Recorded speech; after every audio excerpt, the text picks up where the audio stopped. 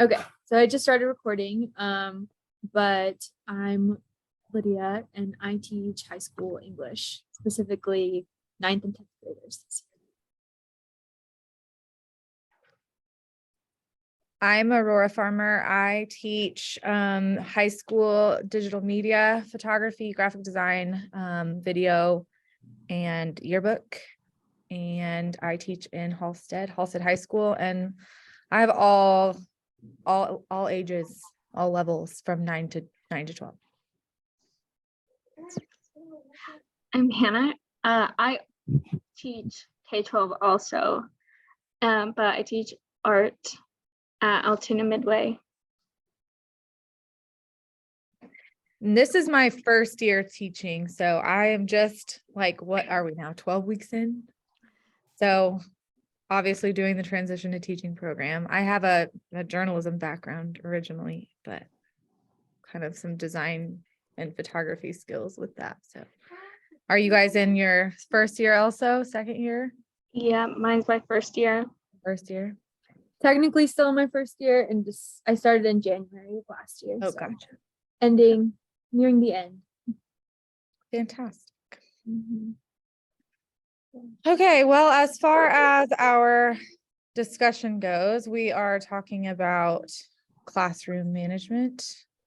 And I'm going to pull up these questions so I have them in front of me. Okay. For classroom management, some of the questions that it had on here. Let's see where I'm at. It says classroom management is often cited as a teacher's greatest professional concern. Some experts claim that solid classroom management skills are more important than even content knowledge. And I kind of agree with this premise, just because if you can't, utilize effective classroom management, then your students aren't going to get anything from your class. So, I mean, you can have all the knowledge in the world, but if you can't have effective classroom management, like what are they really going to learn from you? So I do agree with that in a sense. I think it's like the first step in teaching content is to have effective classroom management. I think that some of my kind of skills as far as classroom management goes, I am a pretty organized person. I like to have a really organized classroom system. I'm kind of sitting in my classroom right now. I have a computer lab set up, and everything has its place and a purpose and labeled, and I just that really helps me and helps my students. I also have high expectations for the equipment and my classroom in general. So I do feel like organization is one of my classroom management strengths. I am knowledgeable in my content area as far as like Adobe programs go. That's kind of what we work in. I would say that I am humble and empathetic and calm under pressure, which really helps me create relationships with my students. So I think that's kind of one of the number one things that they talk about with classroom management. Yeah, I think those are my biggest strengths, I would say.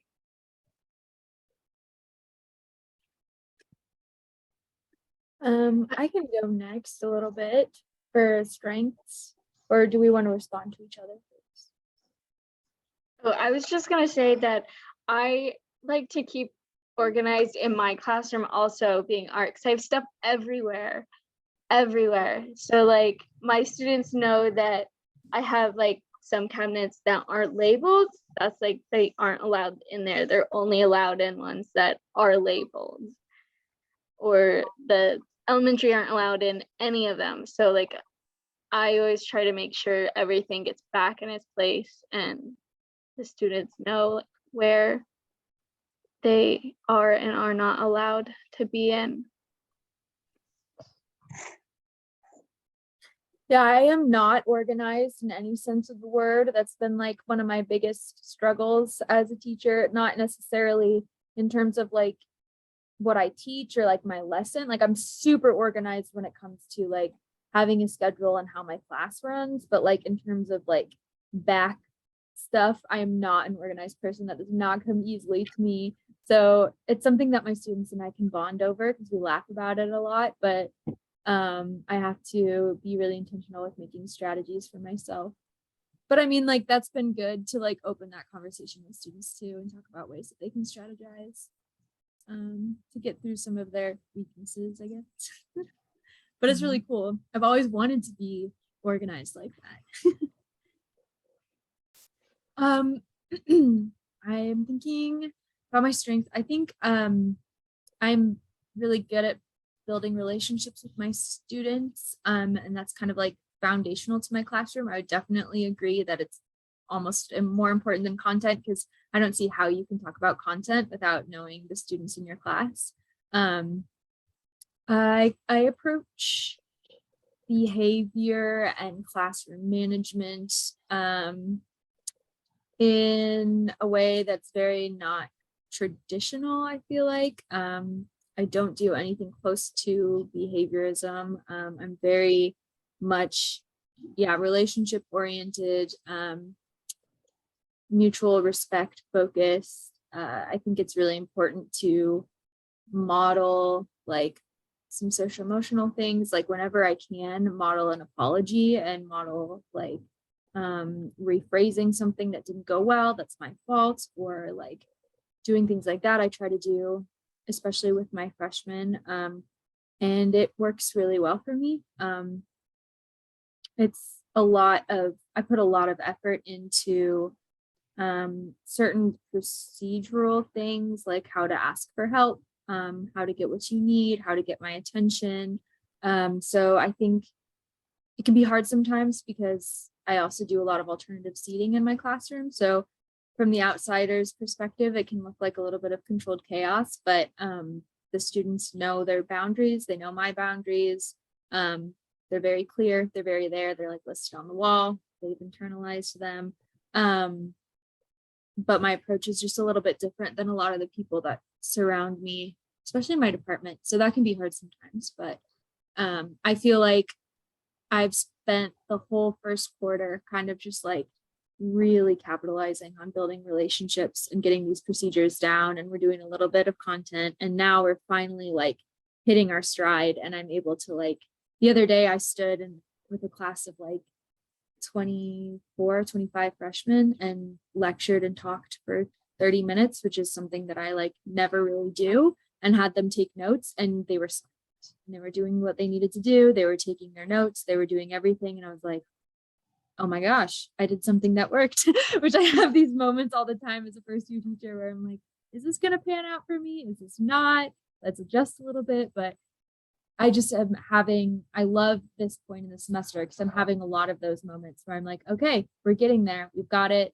We've got this down. Like, you understand the expectations. So I don't know. I would say I focus on relationship building, and I also would echo I'm really good at not taking things personally. And I think that's pretty key to keeping your cool in, especially a large group high school classroom, because they know exactly how to push your buttons and what to say. So I think I'm pretty good at maintaining my composure and capitalizing on relationship building. Yeah, I would probably say my style is not traditional either. I have this like a same kind of flex seating arrangement in my class. I don't have seating arrangements. I don't even have like traditional seating in my class. I don't know if you can see, but it's like a computer lab. And then I have like a conference table, and then that's my niece over here, but I have, photography set up, but I have a couch and like a table area. And so we don't have traditional seating in my room. People just sit kind of wherever they want. And a lot of times they're free to kind of move about the classroom, because in digital media, we have a lot of work time, independent work time. And one of my biggest, like my favorite strategies to classroom management is not having a seating chart and teaching the skills of like, well, if you're bothered by this person, then move. Yeah. Do something different. Yeah. That's a good point. And I agree with you that modeling like the mutual respect thing and modeling the behavior that you want to see in them, like that's a great strategy to use for classroom management. And I feel like that's how I keep my room nice and tidy and organized. I was always worried about that at the beginning of the class, like they're going to destroy all this stuff that I bought myself. But I haven't had, and I had some stories from last year that they would steal the mice, the computer mouse. And we didn't have Macs last year, so these are all brand new. So obviously that has something to do with it. It's just really great technology that the kids want to keep nice, but I was worried about that. But I just think that seeing how I respect my room and how I, organize the things that they also, do their part. Yeah, I agree. Like, you guys had some really good points with your classroom management. When I was brand new and I didn't go to school for education, I went for painting. And when I first asked my school, like, what do I do about classroom management, they just told me to make a list of rules. And I quickly found out that like wasn't the method. Like, sure, I have like rules in my classroom that I want all the students to follow, especially since, it's art and we want to keep all of our supplies nice and to be able to use them for long periods of time. But most classes, like my older students and even like some of my 4th and 5th grade, like I don't have to do much with them. They just are engaged all the time. And but I have a few classes that I found out that I had to do a lot of research, and I'm still finding things like that don't work, or like I'll be in class and I'll just like try something and it works really well. And I'm like, okay, I have to remember that and try it again. Like demoing has been really hard for some of my classes because they've never had a demo before. Their art teacher before didn't do any demonstrations, so they didn't know, like, it was really hard for them to sit through it. And so I found that like interactive demos was a lot better for them if they could do it and like follow along with it. But I'm still learning, and even like these lessons and all the classes that we've been doing, I like try things out or find that some things don't work all the time. That's really true. And that's a good lead into kind of talking about our kind of weakness or weak areas of classroom management. And I am finding that a weak area of mine is just, so I have in digital media, like learning these Adobe programs, like I have kids at all different ability levels. Some kids are, able to use Macs and they know Macs, and some kids have never used Macs before. So we're starting kind of from scratch, just even learning how to turn on a computer and like navigate it. So like right now, and through this whole first 9 weeks, I've been struggling with just being able to reach all different ability levels in my class, because when I am, doing a step-by-step tutorial and kids are working at a faster or slower pace, like there's a lot of stopping and catching up. And there's a lot of kids who are bored while they're waiting for the other class to catch up. So I've been trying to think of ways to include some differentiated instruction where I can apply to like different levels in my room. And so it's been really difficult. And with kids that are absent and trying to catch them up, like it's just a mess. Like, and so like, it took me a really long time to kind of figure out a workaround to getting everybody on track and working, and nobody sitting around waiting, or nobody sitting around, bored. So what I've been doing is it's taken so long, but it's worth it in the end. I've been screen recording my projects as tutorials, and it takes a long time. But then what I do is I can do a step-by-step in person, but the kids who work at a slower pace can have a video tutorial where they can either follow along just with that, or just check in with that if they get stuck so that they can pause. And then the kids who work faster can, they don't have to wait. They can just keep on going. And then usually at the very end of the tutorial, I have some sort of going further steps for those kids who get done really quickly because they have a higher ability level. So that's kind of one of the things, just because engagement, like when kids get stuck, they start fiddling around with other stuff, causing distractions. Or when kids when we're not working to their higher ability levels, they get bored, cause distractions. So that's kind of been one of my areas of weakness.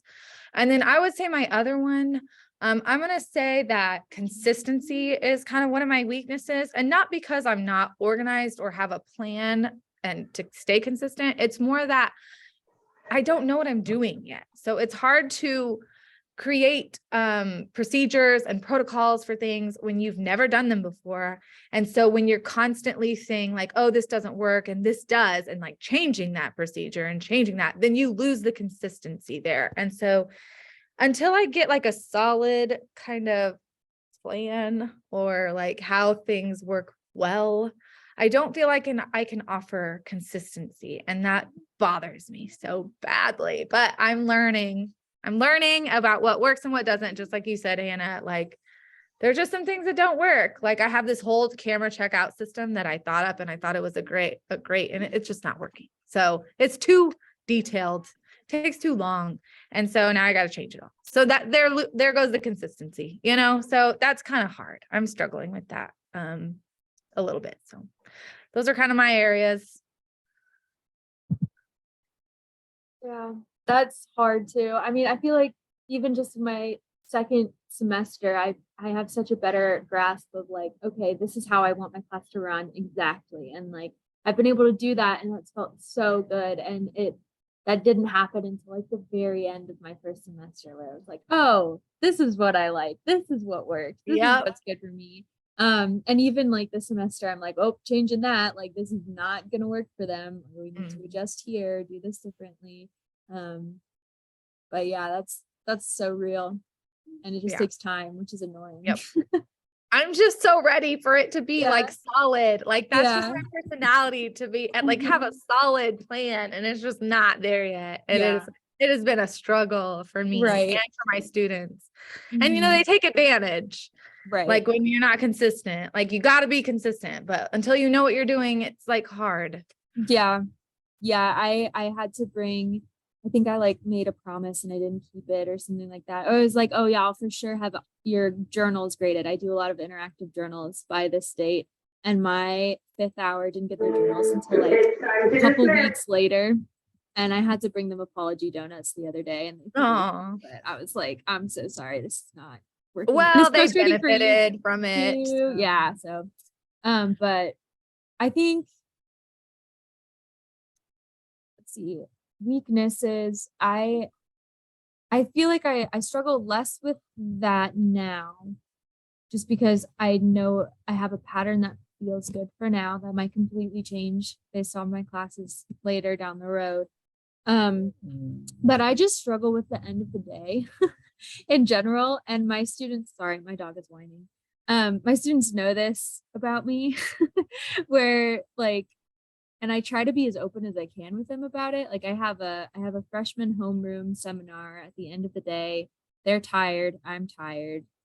Like taking direction and giving direction is just exponentially hard. Most of the time I'm overwhelmed and overstimulated. It's loud and it's different. And it's freshman. I don't have a good routine for that class. And it's hard to have a routine for that class because every day is a little bit different. And sometimes they're allowed to go to other teachers' rooms. Sometimes they stay with me the whole time. Hypothetically, they're supposed to work on homework, but if that's not going to happen for them at the end of the day, and I don't blame them. We try. And if I know their teachers and I know that they have things to do, or if they're in my class earlier that day, I'll get them to do something. But it's just an overall challenging hour, and I can feel myself getting really short and snippy with them, which is like not very characteristic of me. And it's just all around bad.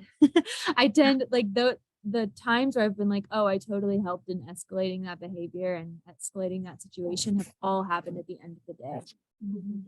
So I try to be open with them and say like, I'm really grumpy right now, or it's really hard for me to keep my cool. And I'm just struggling to find some strategies that work. And my hunch is that it's just like a routine thing and that it's hard for all of us. But even though I have pretty strong expectations and high expectations for them, it's just all around rough. So I think I probably need to just focus on how I can like recharge myself before going into that class period, because it's so like the students show up a little bit more tired too, but that doesn't mean that I shouldn't have less patience for them or that they don't deserve that attention or anything like that. Seminar at the end of the day, that's hard. I know. I really that. wish it was at the beginning of the day. Yeah, they don't want to work anymore if it's at the It end just- of the day. It's horrible. It's really bad. So we have an advisory period, and our advisories are mixed. So it's grades 9 through 12. You just don't know who you're gonna get. And we have advisory only 2 times a week, and then every other time and all the other 3 days it's a flex, and they can go wherever they need to go to work. We have a flex schedule, but like they don't work in advisory. They want to do lunch and stuff. And so what I've been doing is I have board games in my room, and I allow them to play board games quietly with each other if they don't have any Fs. Yeah, I have an Uno deck, a giant Uno deck. and Yeah. I really like that. If they don't have We have anything to say, Jenga, it's and like I have a puzzle and like battleship I need to get more of those. That would be helpful.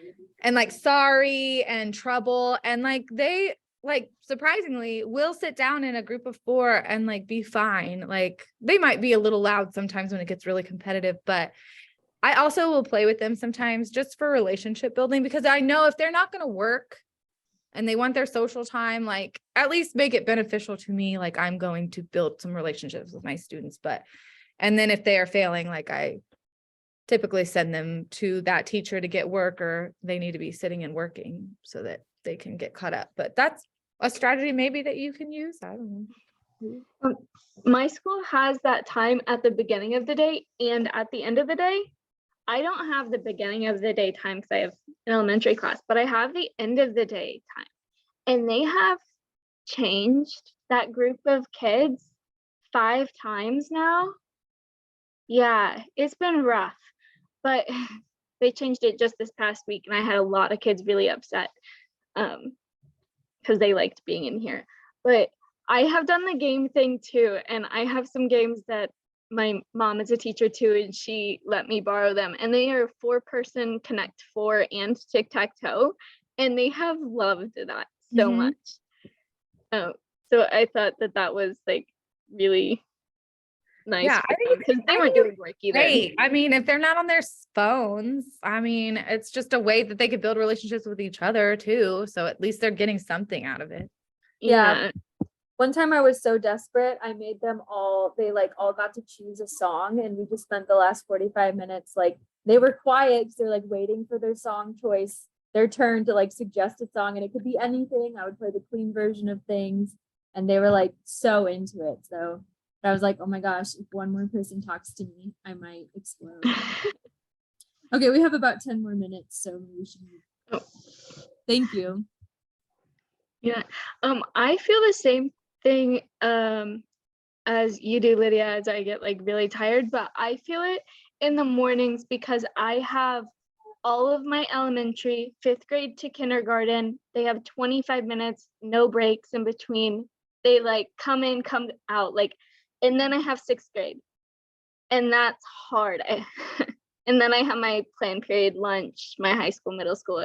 And if I can, some days I'm just like, if I can just get to my planned period, I'll be good for the rest of the day.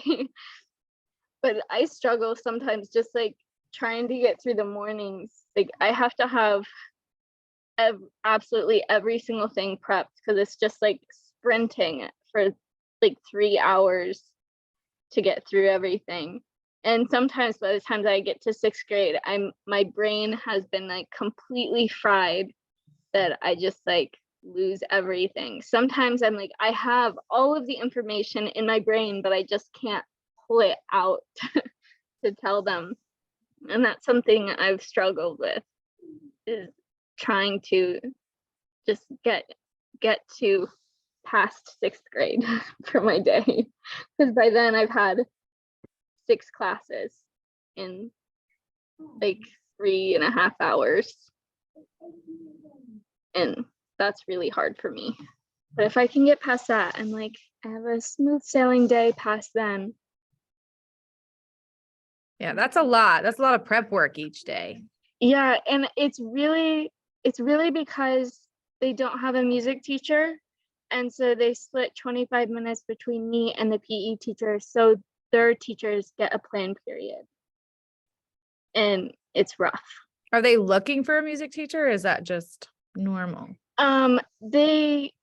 They didn't find one for this school year, so I think they'll still be looking for one, but also they wouldn't have had the space for it this year because our elementary burnt down. A little sidebar, but our elementary caught on fire and burnt down, so they shoved everyone in the middle school and high school, so we have no empty rooms. They used the music room for another classroom, so there wouldn't have been space for it. Are they rebuilding right now? They are rebuilding, and it should be back next year. Yeah. So Wow. hopefully That's hard. Yeah, that is a it's lot. hard. I was sitting here It's thinking, hard. I thought like 4 preps was hard. I can't imagine going through that many in a day. Yeah, I have 9 classes a day. Wow. It's rough. Most of my classes I keep the same schedule, like 3rd through kindergarten does the same thing, 4th and 5th does the same thing. Most of middle school, there's some deviation to try to like make things more difficult. But you for would other have classes, to, like, but you can't plan. no, and like as a new teacher, like I'm like, this is what works for me right now. Yeah. That's hard. I feel overwhelmed with building my curriculum right now, because there was nothing left here, because they really haven't ever had this program before, and like I haven't found a lot of resources online for like a digital media, like a great digital media curriculum, and I'm kind of just a hodgepodge of positions all smushed into one, so like that's been really rough too. That was really hard for me too, because they don't have, like, traditionally art classes are like focused on one subject matter, like drawing, painting. It's not like that here. Right. It's just art 1, 2, 3, 4. Yeah, So that's like hard. it is hard. So mine is basically art appreciation. We're getting like small units of like different things. Right. And, like I knew the art teacher before because he was here when I was here, and so I knew that he taught the exact same thing for 15 years and never changed anything. So I knew what he did. I'm trying to do different things. Right. But building that curriculum is just, that takes up so much time too. Yeah. I wonder, is there any way for you to like schedule in a break of sorts in your other classes, like other time where you can like sit and collect your thoughts, not with the younger ones as much, but as they get older, I guess, would there be time for you to like, I don't know, let like independent work or something like that? For me, for my elementary, I started just releasing them just a few minutes early, because otherwise they were like at the door. One was coming in, one was going out. And I just started releasing the class that I had like 3 minutes early. And so I just had just a couple minutes to collect the classroom, put everything away, and get everything out for the next class. And that has been so beneficial. Just like 2 minutes with no one in the classroom. Yeah. That honestly, those 2 minutes would probably like make or break me. Yeah. Really? Yeah. Like, I don't know, like I know at my elementary school my kids go to, they have like student ambassadors in each classroom. One is voted by the teacher and one is voted on by their class. So they have 2 per class, and they have certain assignments. So, I mean, maybe you could have something like that where they're in charge of getting out the materials for the day or picking up the materials for the day. So that's not something that you have to do every single day. I mean, that does add an extra step of planning, which is hard. So I don't know if that's helpful advice, but I don't know. You It could might be maybe nice to sit. try. You could maybe sit for a minute while they get the stuff out for you. Yeah.